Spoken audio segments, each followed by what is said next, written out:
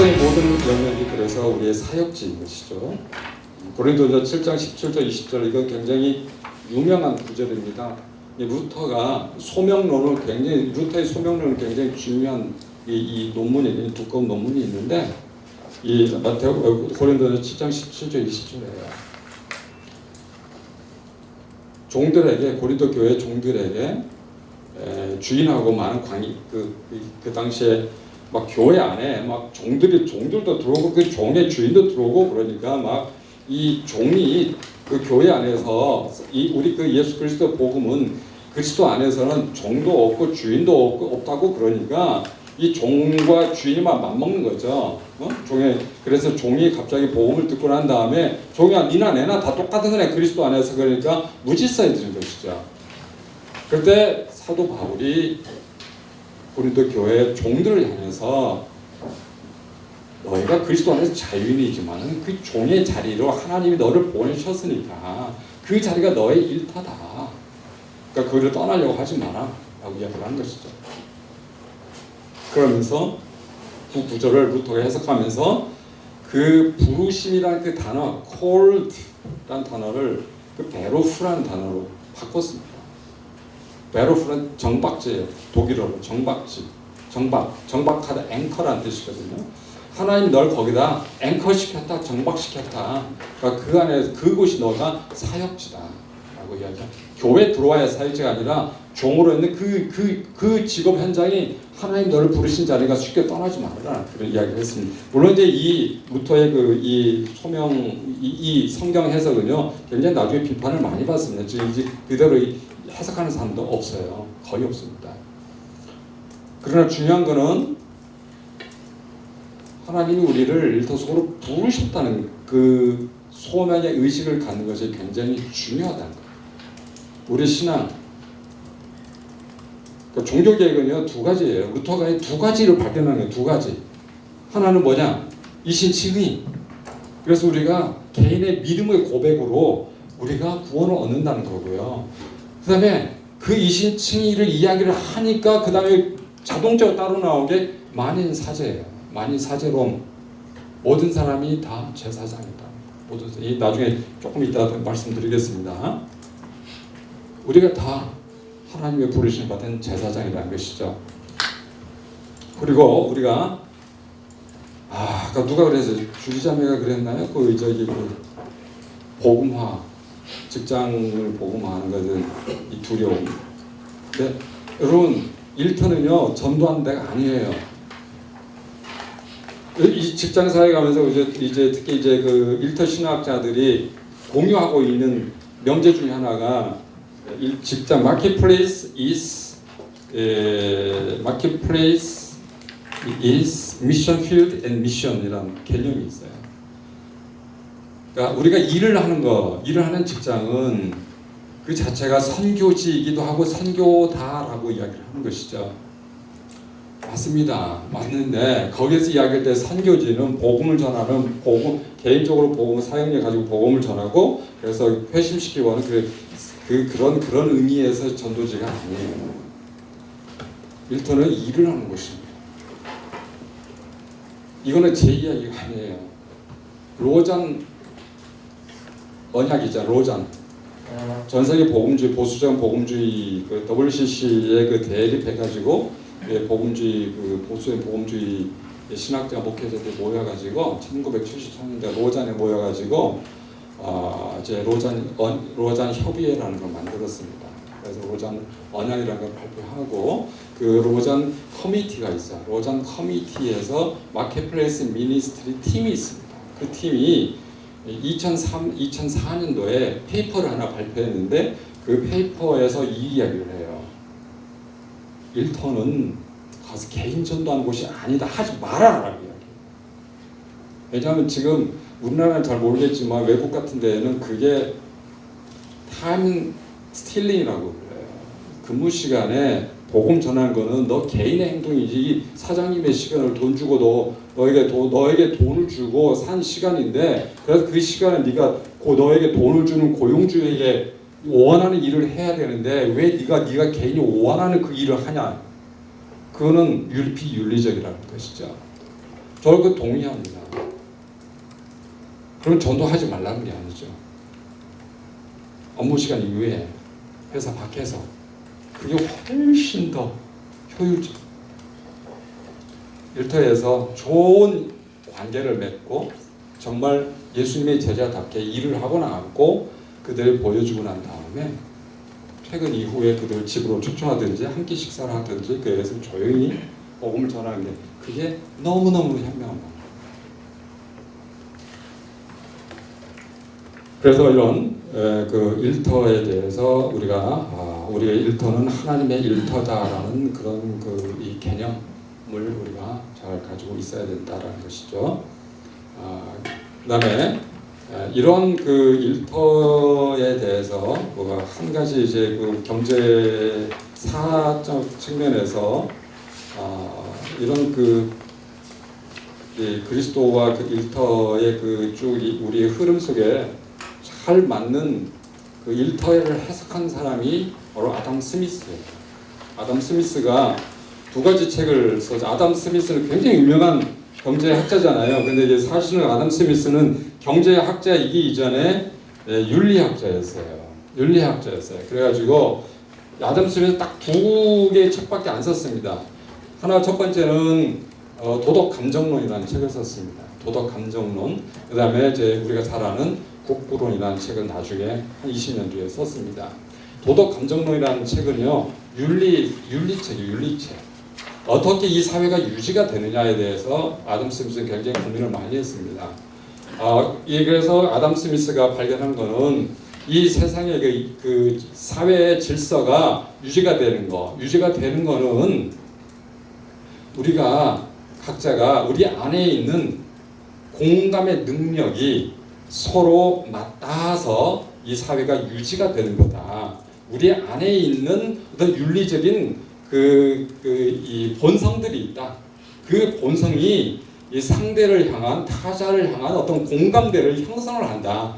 그래서 그 공감, 영어로 심퍼티라고 하는 그 공감이 우리 사회에 대한 질서 유지의 가장 중요한 핵심이다. 라고 이야기를 합니다. 이 관점이 굉장히 중요합니다. 왜냐하면 아리스토텔레스는 윤리학을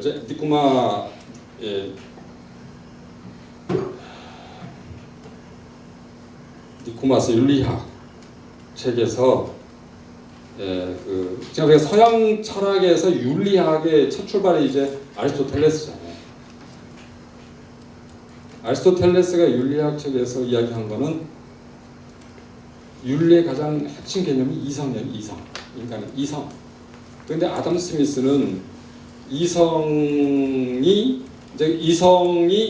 우리 안에 있는 종교적 심성을 통해서 그 공감대를 형성한다고 이야기하는 거죠.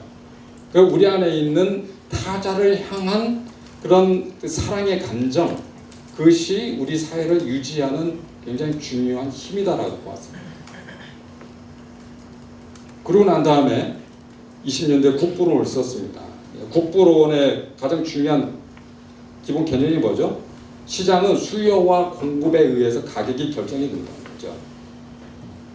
그래서 어떤 물건의 가격은 그 수요와 공급이 일치하는 선상에서 결정이 된다라고 이야기를 했습니다. 근데 이게 말입니다. 우리 고전 경제학이 여기서 출발을 했는데 이 고전 경제학자들은 이것을 가지고 굉장히 이게 그러니까 시장은 이런 것이다라고 생각을 하고 이것이 객관적으로 시장이 움직이는 힘이다라고 보았던 거예요. 그런데 아담 스미스는요 원래 그 이야기를 하려고 한 게 아니에요. 아담 스미스는 물론 이제 고전 경제학들이 그 해석하는 방식대로 시장은 우리에게 시장이라고 우리 일터라는 것이죠. 시장은 객관적인 어떤 그 힘에 의해서 결정되는데 운영이 되는데 아담 스미스가 볼 때는요 아니라고 보면 사실은 이 이야기를 한 배경이 있습니다. 산업화 시대가 이제 영국의 산업화가 확 발전하기 산업혁명이 일어나고 산업화가 막 진행되고 있을 때 힘을 가지고 있는 사람들, 국가, 귀족, 또 신부르주아들 이 사람이 돈 있고 권력이 있는 거예요. 그러니까 돈과 권력을 이용해 가지고 부를 엄청나게 축적을 했어요. 그 양극화가 어마어마하게 벌어진 거예요. 그래서 그들이 시장에서 가격을 마음대로 후려치는 거예요. 덤핑을 하기도 하고, 그다음에 가격을 높이기도 하고. 그렇게 해서 자기의 부를 막 엄청나게 자기의 그 힘을 이용해가지고 축적을 해가지고 가난한 사람 더욱더 가난하게 만든 거예요. 이게 아담 스미스 눈에 보인 거예요. 이것을 방지하기 위해서 시장은 그렇게 하면 안 된다라고 본 거예요. 그래서 그걸 객관적인 어떤 근거가 있게 움직여야 된다. 그것이 바로 수요와 공급이 일치한 곳에서 가격이 결정되어야 한다라는 거예요. must. 그건 뭐냐고요? 시장과 수요와 공급이 일치되지 않은 장소에서 가격이 임으로 결정되니까 힘 있는 놈이 돈 있는 놈이 다 먹는다 이거죠. 이렇게 하니까 힘없고 돈 없는 사람들 다 죽는 거예요. 다 가난해진다는 거예요. 그래서 아담 스미스가 이야기하기에 자, 시장이라는 거는 그러니까 인간이 가장 이기적인 욕구를 충족시키기 위해서 형성된 게 시장이다라고. 그 이야기만 들으면 그러니까 아담 스미스는 굉장히 이기주의적이구나, 굉장히 개인주의적이라 생각하지만은 굉장히 윤리적인 목적을 가지고 그 책을 썼어요. 그래서 그게 보이지 않는 손이다. 그러니까 수요와 공급이 일치되게 하는 그 장소가 바로 보이지 않는 손. 여러분 인비저블 핸드라고 하면 보통 유럽 사람들은 뭘 생각해요? 하나님의 보이지 않는 섭리의 손을 생각하는 거예요. 그게 굉장히 신학적 표현이잖아요. 그것을 갖다 경제학에 딱 쓴 거예요. 근데 이거는요, 사실은 부패한 보이지 않는 손을 의식한 그 반대 개념을 한 거예요. 누가 부패해요? 국가 권력, 귀족, 시흥 부르주아. 그들이 시장 뒤에 숨어가지고 가격 조정해서 폭리를 취하는 그 보이지 않는 손에 대립해서 보이지 않는 하나님의 손이 바로 시장인데, 그게 바로 수요와 공급이 일치한 곳에 가격이 형성되는 게 그 지점이 가장 정의로운 가격이다라고 본 거죠. 그래서 이걸 수치화해버리는 거예요. 그래서 객관적으로 이거 움직이면 안 된다라고 본 겁니다. 근데 그것을 그 이후에 경제학자들은 그것을 너무나 거의 바이블처럼 해가지고 또 그걸 또 가지고 또 이 인간이 완전히 사라져버린 시장을 만들어버린 거죠. 그래서 아담 스미스가 볼 때 시장에서 이 수요와 공급을 가장 객관적으로 정의롭게 움직이는 그 행위, 그게 가능하게 하는 그 행위가 바로 사랑이라고 본 거예요. 그게 바로 복지. 그래서 시장이라는 것은 교환이 일어나는 것이잖아요. 물건을 가지고 있는 사람은 팔려고 물건을 가지고 오는 것이고, 물건이 필요한 사람은 살려고 돈을 가지고 오는 것이잖아요. 돈과 물건이 교환이 되는 거예요. 누구는 사야 되고, 모든 사람이 사야 되고 팔아야 되고 그래요. 팔 게 없는 사람은 자기 노동을 팔아야 돼요. 자기 몸을 팔아야 돼요. 시간을 팔아야 돼요. 물건이 있으면 물건을 팔아야 돼요. 그래서 자기가 필요한 것들 돈을 팔아가지고 돈을 벌어서 그 돈을 가지고 자기가 필요한 것들 사는 것이죠. 아담 스미스가 볼 때 이거는 너무 아름다운 우리 일터라고 보는 거예요. 정직하게 모든 사람들이 필요를 채움받기 위해서 위대한 교환이 이루어지는 곳, 그것이 바로 시장이다 라고 보는 거예요. 우리가 일을 하는 모든 장소가 시장이에요. 교사들은 자기 노동을 팔죠, 학교에서. 그리고 학생들은 그 노동을 사요. 그리고 돈을 내요. 수업료를 냅니다.